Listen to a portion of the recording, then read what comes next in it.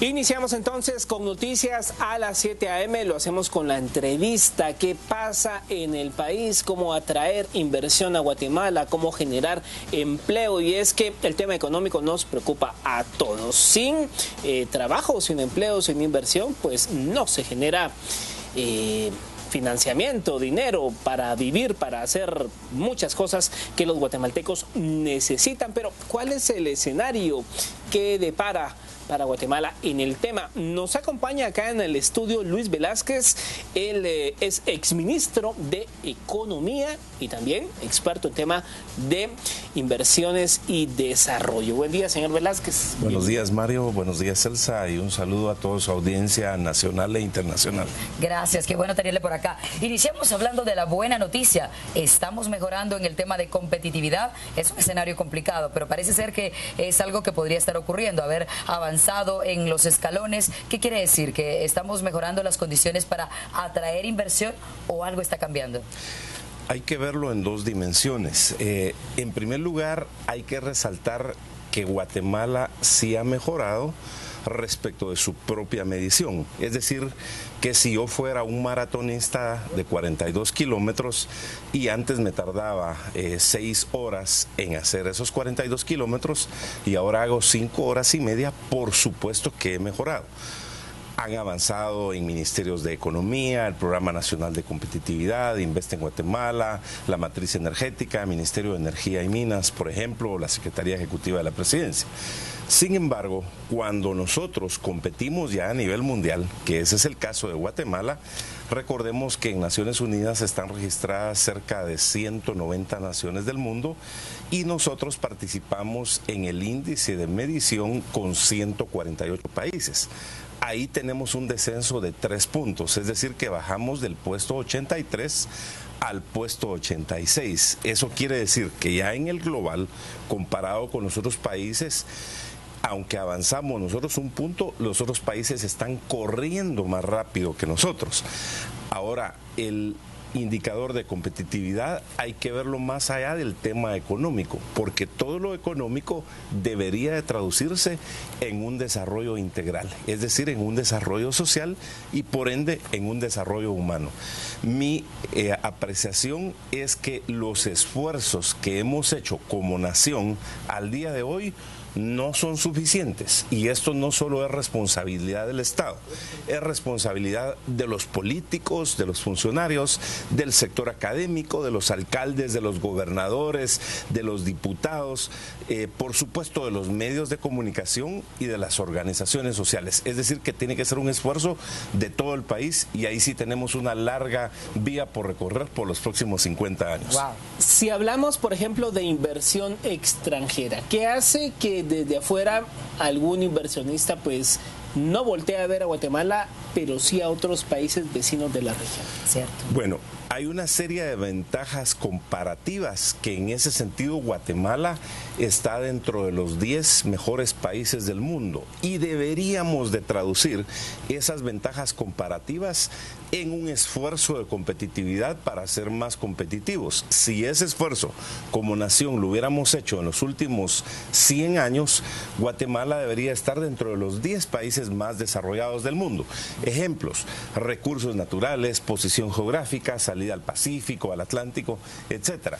Sin embargo, los esfuerzos que están haciendo otros países, como por ejemplo Ecuador, que ha mejorado 15 puntos en los últimos años, se está convirtiendo en el tigre latinoamericano. Es decir, que hay una estabilidad política, que hay políticas de Estado, que hay certeza jurídica, que mejora la percepción de la seguridad ciudadana, de las instituciones, etcétera. Entonces, Ecuador en este momento es el país que más está mejorando a nivel de América Latina. Pero también, si hablamos de Centroamérica, podemos hablar de Nicaragua, que tiene una estabilidad, que hay certeza jurídica, donde la conflictividad social es muy baja en relación a Guatemala. Entonces eso hace a estos países más atractivos. Y qué decir de Costa Rica y por supuesto Panamá, que nos están superando por mucho. Para que tengamos una idea, Ecuador, por ejemplo, es el país que más ha mejorado en América Latina en los últimos 6 años. Panamá se ubica en la posición número 40 de la posición número 86 que estamos nosotros. Costa Rica está en la posición número 54.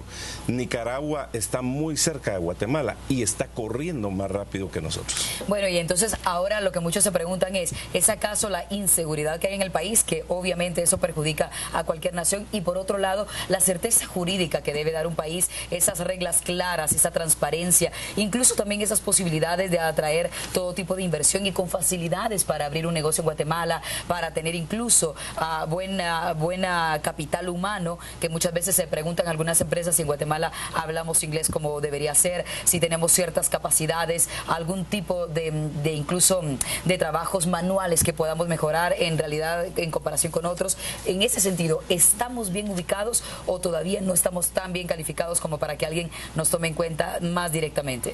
De las 119 variables que abarca el informe, en Guatemala mejoramos en más de 70. Eso es positivo. ¿En qué mejoramos, por ejemplo? Mejoramos concretamente, por ejemplo, en la solidez bancaria. Nos ocupamos en el puesto número 17 de los 148. En cooperación entre las relaciones del Estado y los empresarios estamos en el puesto número 23. En eficacia de juntas directivas, por ejemplo. En flexibilidad de determinación de salarios, aunque ahí todavía tenemos una asignatura pendiente en la aprobación del convenio 175 de la OIT para la flexibilización laboral. Ahora, hay 70% de las variables de las cuales hemos mejorado. Sin embargo, hay muchos retos positivos, muchos retos todavía. E insisto, más allá de retos de gobierno, son retos de nación. Por ejemplo, en el crimen organizado estamos en el puesto 148 de los 148 países. Es decir, de que hay una incidencia muy mala en el tema del crimen organizado. En los costos asociados y al crimen y a la violencia estamos en el puesto 147. Eso quiere decir que los costos para que una empresa pueda operar aquí en el tema de seguridad son demasiado altos. Por supuesto que eso viene de los últimos 25 años. En la calidad de educación, por ejemplo, estamos en el puesto 139. Y cuando usted ve la fórmula que han utilizado las naciones de los países del grupo BRICS, Brasil, Rusia, India, China y Sudáfrica, ellos invierten en educación. El sistema de salud, por ejemplo, estamos en una posición 137 de los 148. En confianza de las instituciones y de la Policía Nacional, por ejemplo, estamos en el puesto 136. Por supuesto que hay asignaturas pendientes como la percepción de la transparencia, la corrupción. Es ahí donde el esfuerzo va más allá del Ejecutivo, es tarea del Legislativo, pero también recordemos que la competitividad de un país, es decir, la competitividad macro, viene de una competitividad micro. ¿Qué quiere decir eso? Que los 22 gobernadores departamentales tienen una responsabilidad de velar por la competitividad de su territorio. Si lo traducimos a más detalle, quiere decir que los 334 alcaldes tienen una responsabilidad de hacer más competitivo a Joyabás Quiché o a Melchor de Mencos en Petén, por ejemplo. Cuando usted menciona estos indicadores y vemos que, por ejemplo, Ecuador y Nicaragua pues han dado pasos significativos y nos llevan ventaja, esto nos hace pensar, sin entrar en que simpatizamos o no en el tema político, pero Ecuador, pues un proyecto con Rafael Correa, ha sido reelegido el presidente, y Nicaragua con Daniel Ortega. Acá en Guatemala cada 4 años pareciera que vamos de un péndulo para acá, para allá. O sea, ¿qué pasa en el país que no logramos una estabilidad política en cuanto a planes de Estado, no de partido? Es totalmente cierto. Tuve la oportunidad de compartir en una visita oficial con el presidente Correa, acompañando al señor presidente en su momento en el año 2011. Y me llamó la atención que el 90% de la conversación entre los dos presidentes, del presidente Rafael Correa, se centró más en el tema de desarrollo económico, más allá del crecimiento. Él maneja muy bien esas condiciones, inclusive él va a las comunidades, él personalmente da la certeza jurídica. Lo que quiere decir es que hay, primero, acuerdos mínimos, y quiero hacer 2 similitudes. Cuando estaba España en crisis de la dictadura y fijan los acuerdos de la Moncloa, a partir de ahí hay acuerdos mínimos y viene el desarrollo de España hasta que va a ser la 8ª economía más grande del mundo. El caso de Chile. Cuando se dan las situaciones entre Pinochet y Allende, se fijan los acuerdos de la concertación. A raíz de eso, hay políticas de desarrollo que no importa si son gobiernos de derecha o de izquierda. Es decir, que el desarrollo no debe de tener una ideología. Lo que tiene que tener es una visión de país y una continuidad en la implementación de las políticas. Es por eso que Chile, al día de hoy, sigue siendo el país más competitivo de América Latina. Perfecto, y eso sería para nosotros una lección. Si habláramos de asuntos muy puntuales, comparando la administración pasada y esta administración, ¿estamos mejorando también en ese panorama? Porque recordemos que ahora mismo el presidente Otto Pérez Molina ha tenido reuniones con el sector empresarial y parece ser que están caminando hacia la promoción de ese tipo de condiciones favorables para poder atraer cualquier tipo de inversión, cosa que no ocurrió con Álvaro Colom. En algún momento había un divorcio entre el empresariado y el gobierno. Ahora podría ser que estemos mejorando, podríamos ver algo nuevo en Guatemala, que realmente estemos caminando con paso un poco más firme. Bueno, los dos gobiernos tienen sus matices, pero quiero resaltar que en este momento el índice de competitividad ha bajado al nivel de los años 2010. Estamos exactamente igual que en el año 2010 del gobierno anterior. Ahora, sí es importante reconocer que hay continuidad en varias políticas de Estado. Por ejemplo, la matriz energética. Esto trae un esfuerzo desde hace 12 años, hubo una continuidad en el gobierno anterior y sigue ahora. La atracción de inversiones, recientemente vimos un foro de inversiones, ahí hay una continuidad y hay inversiones que se han hecho en los últimos 8 años que inclusive hay una reinversión. Sin embargo, hay que resaltar que en este gobierno hay elementos que no mejoran la percepción del sector empresarial. 3 cosas en concreto. La propuesta de reforma fiscal, que realmente ahí nos vino a retroceder porque está teniendo un impacto negativo particularmente en la micro, pequeña y mediana empresa. Inclusive, no son palabras mías, pero la recaudación tributaria se ha caído. 1. 2. Viene una propuesta de reformas a la ley de desarrollo rural, que eso causó definitivamente una controversia con el sector empresarial y finalmente el gobierno la tuvo que abortar. 3. Hubo una propuesta de reformas constitucionales, que también es fallida. Entonces yo diría que hay algunas similitudes, hay continuidades, reconozco esfuerzos que se están haciendo, pero ratifico, el esfuerzo debe de ir más allá de un gobierno. Esto debe de obedecer a acuerdos mínimos de nación, por lo menos para los próximos 25 años, que están enmarcados en la Agenda Nacional de Competitividad. No quisiera dejar pasar y quiero preguntarlo porque seguramente se lo van a encontrar quien venga a la siguiente administración. Estas 3 propuestas fallidas de los gobernantes actuales podrían repetirse con el siguiente gobernante porque son tareas pendientes, todo lo que ha mencionado, la reforma constitucional, esta situación para mejorar la recaudación fiscal y otros temas. ¿Será que va a ocurrir nuevamente? Porque de todas maneras se quedó engavetado, pero alguien lo tiene que enfrentar. Yo esperaría y quisiera pensar de buena fe que no va a suceder. Sin embargo, el índice de competitividad nos dice también que la confianza en el sistema político está por los suelos en Guatemala. Necesitamos una reforma a la ley electoral y de partidos políticos porque no puede continuar de esa forma. Si seguimos haciendo lo mismo, vamos a obtener los mismos resultados. Eso quiere decir que no estamos avanzando. Entonces, los aspirantes a cualquier puesto de elección popular, los políticos y los funcionarios deberían de recibir una cátedra al más mínimo detalle de qué significa el indicador de competitividad global, porque no es posible que un país siendo tan rico, que debería estar dentro de los 10 países más desarrollados del mundo, no hayamos tenido la capacidad de administrarlo de la mejor forma posible. Se vienen a nivel regional 2 proyectos importantes, muy parecidos. Nicaragua con su canal interoceánico y Guatemala con el canal seco. Ya Nicaragua se lo ha dado a los chinos por 100 años y los chinos se lo van a construir.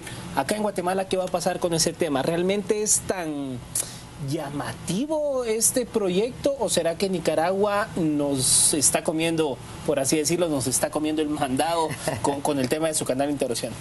Yo me pregunto qué nos está pasando a los guatemaltecos y quisiera exhortarlos a una reflexión y que todos decidamos efectuar un cambio a lo interno. En el año de 1871, la ciudad de Palín Escuintla tuvo energía antes que la ciudad de Hamburgo en Alemania. Veamos el comparativo hoy de la ciudad de Palín Escuintla con Hamburgo en Alemania. No hay una comparación.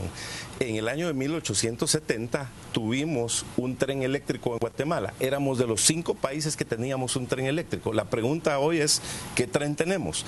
Cuando se hablaba en los años 60 de hacer la interconexión con el Atlántico o el Pacífico, el proyecto ferroviario, el corredor seco, esto no es nuevo, esto lo venimos hablando de los años 60 o de los años 40. Entonces ya perdimos 80 años de estar hablando y no accionamos. Con toda sinceridad y toda la objetividad, sinceramente veo el esfuerzo que ha hecho este gobierno de declararlo de urgencia nacional, pero en la realidad se está moviendo más rápido Nicaragua. Lo veo más tangible y pareciera que por ahí es donde se va a concretar el corredor seco.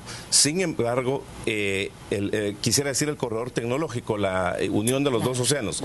Sin embargo, también quisiera pensar que sí hay una posibilidad para que Guatemala lo pueda hacer. ¿Cuándo? Eso habría que discutirlo. Recordemos que entre el Atlántico y el Pacífico y en el área en que estamos nosotros se está manejando alrededor del 15% del comercio mundial. Y además que hay una ampliación adicional de una inversión de cerca de 5.000 millones de dólares en el Canal de Panamá, aunque haga su ampliación, no es suficiente. Ahí es donde nosotros deberíamos de enfocarnos, en atraer inversiones, en crear empleos, en políticas públicas como lo son de transparencia, la reforma educativa, la reforma policial, la reforma a la ley electoral y de partidos políticos, que ese tiene una incidencia directa en el indicador de competitividad global. Hemos llegado al final de esta entrevista y justo hacia allá iba mi siguiente pregunta. ¿Qué nos falta por hacer? ¿Hacia dónde deberíamos caminar? Pero creo que ha quedado muy claro que tenemos que avanzar en todos estos temas. Palabras finales para poder decir que en realidad podemos mejorar ese nivel de competitividad, desde prepararnos nosotros de una mejor manera para cuando vengan las inversiones poder acceder a un mejor empleo, hasta obviamente exigir y apoyar ciertas políticas de Estado que podrían llevarnos a una mejor situación. Mi opinión es que sí lo podemos hacer. Es una tarea que es de todos, es decir, es de los políticos, del gobierno, de los académicos, es de los empresarios, es de los medios de comunicación, de las organizaciones como ONGs, de los alcaldes, los gobernadores, los diputados, para atraer más inversión y desarrollo. Debemos de comprender de una vez por todas la pregunta que me hacía Mario. El desarrollo no debe de tener una ideología, pero una inversión debemos de estar claros que significa un empleo, y la persona que tiene un empleo puede forjar su futuro. Eso significa más oportunidades y un desarrollo integral, que es lo que todos verdaderamente estamos anhelando. Menos dependencia del Estado. Claro, y también que el Estado no se convierta en estar truncando los sueños de pequeños empresarios, en estar poniendo impuestos, trabas para abrir pequeños negocios, porque al final pareciera que la SAT se convierte en el enemigo número 1 de quien quiere emprender un pequeño negocio. Bueno, el Estado debería estar premiando a los emprendedores, debería estar motivándolos, facilitándoles en el acceso al crédito, en capacitación, encadenamientos productivos, proyectos productivos.